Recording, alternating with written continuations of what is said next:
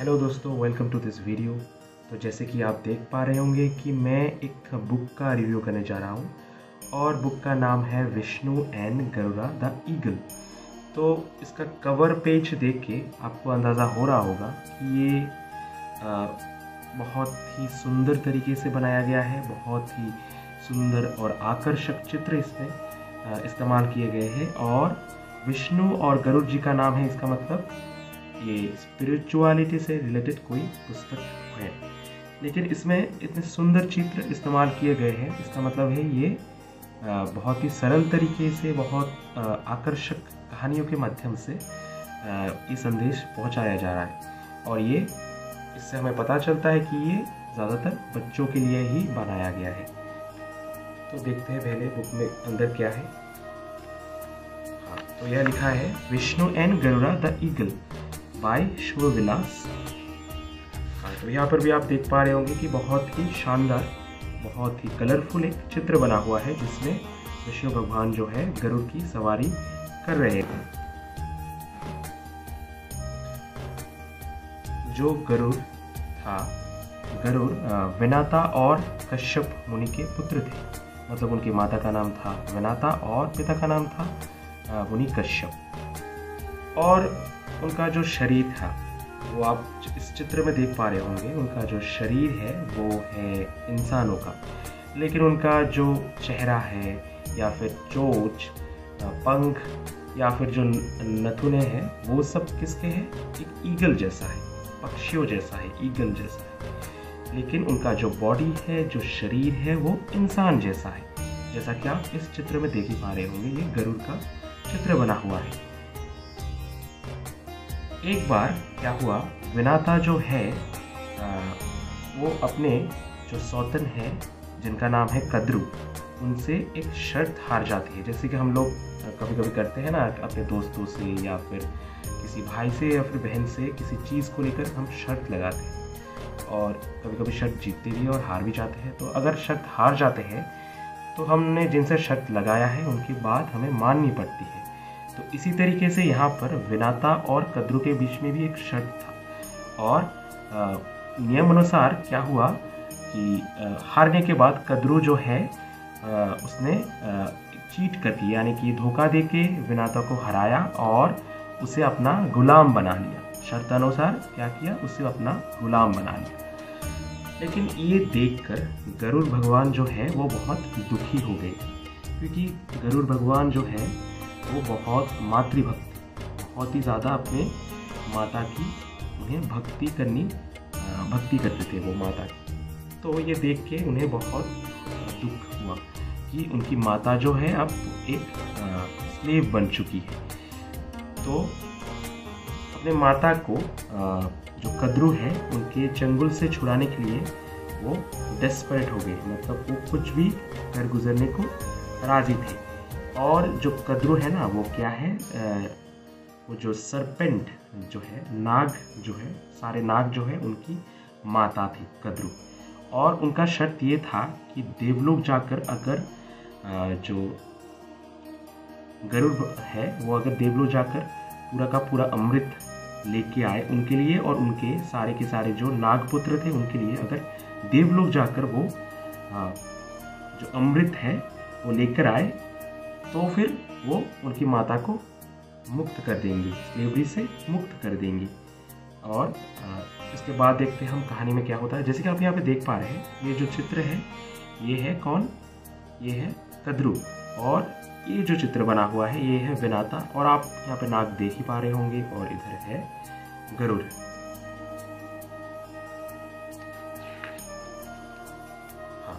तो यहाँ पर देखिए जो ऋषि कश्यप है, ये जो चित्र बना हुआ है ये ऋषि कश्यप का है और वो ध्यान में मग्न है, हिमालय पर्वत। तो चित्र बहुत आकर्षक है, आप देख ही पा रहे होंगे कि बच्चों को पढ़ने में ये बहुत ही मज़ा आने वाला है और वो बहुत इंटरेस्टिंगली वो पढ़ेंगे इसको, बहुत इंटरेस्ट लेके वो पढ़ने वाले हैं। तो गरुड़ जो है उसके बाद वो राज़ी हो गए कि वो जाके देवलोक से नेक्टर यानी कि अमृत लाएंगे। और वो दृढ़ प्रतिज्ञ थे कि मुझे लाना ही है, किसी तरीके से भी हो इंद्रलोक जाके मुझे जो अमृत है वो लाना है और अपने माता को इस दासत्व से छुटकारा दिलाना है। लेकिन ये इतना आसान था नहीं।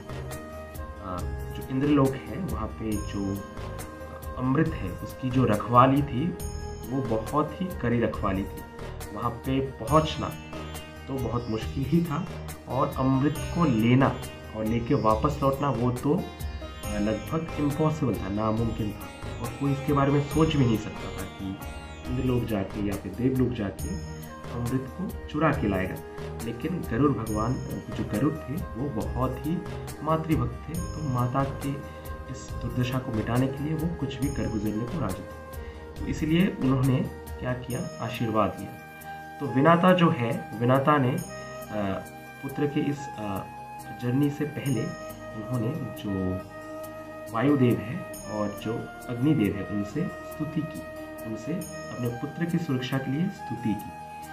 तो उसके बाद गरुड़ हिमालय चले गए और हिमालय उनके पिता जो थे ऋषि कश्यप वो ध्यान मग्न थे और उनसे वो आशीर्वाद लेने के लिए गए। तो ऋषि कश्यप ने उन्हें एक आइडिया दिया, एक उपदेश दिया कि तुम एक बहुत विशाल हाथी और एक जो कछुआ है उसका सेवन करो, इससे तुम में बहुत ही ज़्यादा ताकत आ जाएगी और तुम्हारे मन में भी दृढ़ता आएगी।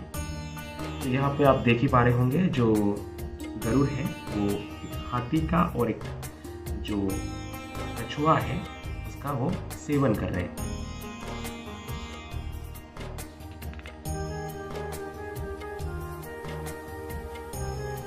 नेक्स्ट पेज में देखिए, गरुड़ जो है वो इंद्रलोक पहुंचते हैं किसी ना किसी तरीके से, और वहाँ जाके वो देखते हैं, बहुत दूर से देखते हैं कि जो इंद्रलोक है वहाँ पे बहुत ही बड़ी संख्या में सैन्य तैनात थे। वो रखवाली कर रहे थे, बहुत लाखों में सैनिक थे, वो रखवाली कर रहे थे इंद्रलोक का। तो गरुड़ ने पहले सोचा कि वो फेस टू फेस जाके, मतलब आमने सामने जाके उन सैनिकों से लड़ाई करेंगे और उनको पराजित करेंगे। लेकिन ये जो आइडिया था, ये जो इनिशियल आइडिया था वो बहुत ही लेंदी था, मतलब ऐसा करने में कई दिन लग जाते ऐसे सैनिकों को हराने में, क्योंकि कई लाख सैनिक थे तो इनको हराने में बहुत दिन लग जाते, बहुत लंबा समय लग जाता। तो उन्हें एक आइडिया आया, उनकी बुद्धि में एक आइडिया आया कि वो अपने विशाल पंखों को फरफरा के, बहुत तेज़ी से फरफरा के एक उन्होंने क्या किया, एक डस्ट स्टॉर्म यानी कि एक धूल की तूफान खड़ी कर दी। और देखते ही देखते वो धूल की जो तूफान थी वो एक हरिकेन यानी बहुत चक्रवाती, विशाल चक्रवाती तूफान में बदल गया। और वो तूफान पूरे के पूरे आर्मी को, पूरे के पूरे सैन्य बल को एक साथ उड़ा के ले चला गया, मतलब उनको वाइप आउट ही कर दिया।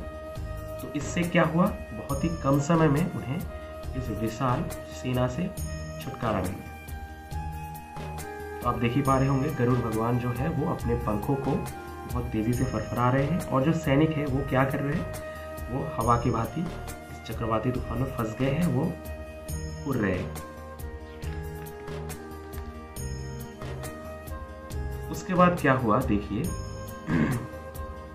उसके बाद वो एक चैम्बर में पहुंचे, अंदर सैनिकों के जाने के बाद वो अंदर गृह में प्रवेश करते हैं, और उसके बाद वो एक चैम्बर में जाते हैं जहाँ पे एक आग की दीवार थी, वॉल ऑफ फायर, आग की दीवार थी और उसको पार करना था। लेकिन ये क्योंकि वो एक उनका जो शरीर था वो एक ईगल का था, गरुड़ का था, और उनके पंख भी थे, तो अगर वो उस अग्नि दीवार को लांघ कर जाने की कोशिश करते तो जलने की संभावना थी। तो इसलिए उन्होंने तरकीब लगाई। क्या तरकीब लगाई, वो उड़ के पृथ्वीलोक गए, वहाँ पे समुद्र में जाकर बहुत सारा पानी अपने विशाल चोंच में उन्होंने भर लिया, बहुत सारा पानी, और वो बहुत ही तेज़ी से आकर फिर से देवलोक में आकर वो जो फायर ऑफ वॉल था उसके जो आग था वो उन्होंने उसको बुझा दिया। तो आप देख ही पा रहे होंगे कि वो पानी से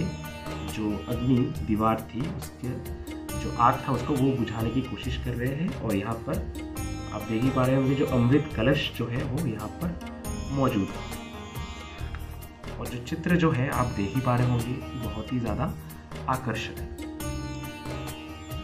लेकिन वो जब उस अमृत कलश की तरफ बढ़ने लगे तो क्या हुआ, उन्होंने देखा 2 चक्र है, बहुत ही नौकीले किसी चीज़ से बने 2 चक्र है जो उनकी तरफ बढ़े जा रहे थे। गरुड़ ने क्या किया देखिए, उन्होंने अपने साइज़ को, अपना जो आकार है उसको बहुत ही छोटा कर लिया। एक मच्छर की भांति या फिर एक मक्खी की भांति उन्होंने अपना आकार को बहुत ही छोटा कर दिया और वो आसानी से उन ब्लेड्स की बीच में से निकल गए। वो जो स्पिनिंग ब्लेड्स थे, शार्प ब्लेड्स थे, उनके बीच में से वो निकल गए, क्योंकि अगर वो अपने पूरे आकार में, अपने बड़े आकार में वो निकलने की कोशिश करते हैं तो उनके शायद टुकड़े टुकड़े हो जाते हैं और वो मर भी सकते थे।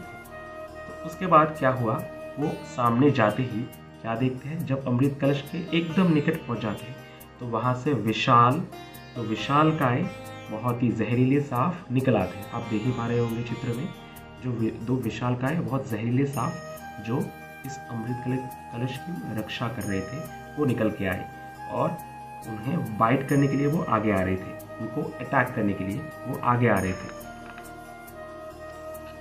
उसके बाद क्या हुआ, गरुड़ जो भगवान है वो फिर से अपने जो विशालकाय पंख है उनको बहुत ज़ोर से, बहुत ही तेज़ी से वो फरफराने लगे और इससे जो स्टॉर्म यानी कि तूफान पैदा हुआ, वो जो सर्प थे उनको वो उड़ा के ले गए, सर्प को कहीं दूर फेंक दिया और जो सर्प है वो जो मेटल के जो डिस्क थे, बहुत ही नोकीले जो डिस्क थे, वहाँ पे जाके गिरे और उनके टुकड़े टुकड़े हो गए। वो सर्प क्या हो गए, मर चुके थे। तो अब वो उन्होंने क्या किया, वो जो अमृत कलश था उसे तुरंत उठाकर वो बहुत ही तेज़ी से पृथ्वीलोक की दिशा में वो जाने लगे, क्योंकि उन्हें ये सहन नहीं हो रहा था कि इतनी उनकी जो माँ है वो ज़्यादा देर कद्रू के उनके गुलाम बन के रहे। तो वो बहुत तेज़ी से पृथ्वी की ओर अमृत कलश लेकर बढ़ने लगे और इंद्र ने ये सब देखा। इंद्र ऑब्जर्व कर रहे थे, ये जो घटना थी, पूरी घटना थी, इंद्र उसको मतलब देख रहे थे, निरीक्षण कर रहे थे और उन्हें आश्चर्य हुआ कि कोई कैसे इतने आसानी से जो अमृत है उसको लेके जाए। तो उन्होंने गरुड़ को ये सलाह दी कि आप जाइए, लेकिन ये जो अमृत कलश है या फिर जो अमृत है ये नागों तक ना पहुँचे, मतलब नाग उनका सेवन ना करे। इससे क्या हो सकता था, इससे नाग जो है वो अमर बन सकते थे और अमर मतलब वो बहुत शक्तिशाली बन जाते थे। विष्णु जो है वो ये देख रहे थे, ऑब्जर्व कर रहे थे। विष्णु उनके इंटेलिजेंस से, उनकी बुद्धि से, उनका जो कंपैशन है उससे और अपने माता की रक्षा करने के लिए जो उनमें जो प्रबल इच्छा शक्ति थी उससे बहुत प्रभावित हुए थे और विष्णु ने उन्हें प्रस्ताव दिया कि क्या तुम मेरे वाहन बनना चाहते हो। तो आप देख ही पा रहे होंगे कि यहाँ पे विष्णु भगवान जो है बहुत ही विशाल काय जो गरुड़ है उनकी सवारी कर रहे हैं। तो चित्र जो है वो बहुत आकर्षक है। तो ये आप देख ही पा रहे होंगे चतुर्भुज जो विष्णु है वो अपने वाहन गरुड़ की सवारी कर रहे थे और गरुड़ ने बहुत खुशी खुशी वो जो प्रस्ताव था उसको अपना लिया। तो इस स्टोरी से हमें ये पता लगता है कि जो विष्णु भगवान थे वो गरुड़ के जो मातृभक्ति थी, उनकी जो कर्तव्य निष्ठा थी, उनकी जो निस्वार्थ जो कर्म था, कर्तव्य निष्ठा था, उसी के प्रति वो इम्प्रेस हुए थे, आकर्षित हुए थे और इसी वजह से गरुड़ को विष्णु भगवान की भक्ति करने की जो मौका जो है वो मिला था। ये हमने अच्छी तरह से जाना कि हम अपने कर्तव्यों से भागकर या फिर अपना जो काम है, कर्म जो है, उसको त्याग कर हम भक्ति नहीं कर। तो आज का वीडियो यही ख़त्म करते हैं। धन्यवाद।